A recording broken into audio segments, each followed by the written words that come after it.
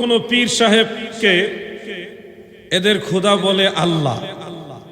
রাসূল সাল্লাল্লাহু আলাইহি সাল্লাম পীর সাহেব সবাই নাকি একজন, অর্থাৎ তারা আল্লাহ, রসুল পাক সাল্লাল্লাহু আলাইহি সাল্লাম এবং পীর সাহেব তিনজনকে একজন মনে করে। নাউজুবিল্লাহ। ওই লালনের একটা গান আছে এখানে, যিনি মুর্শিদ তিনি খোদা, যিনি মুর্শিদ তিনি রসুল, খোদাও সে হয়, এরকম একটা গান আছে। নাউজুবিল্লাহ। এই ধরনের বিশ্বাস যদি কোনো পীর সাহেব বা কারোর মধ্যে থাকে, আপনার জন্য ফরজ এইগুলো থেকে বের হয়ে আসা, নাহলে আপনার ঈমান একেবারে ধ্বংস হয়ে যাবে। আপনি জাহান্নামের আগুন ছাড়া বিকল্প কোনো রাস্তা নাই।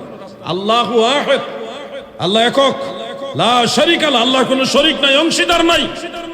ওয়ালা নিদ্দালা, আল্লাহর মতো কিছু নেই।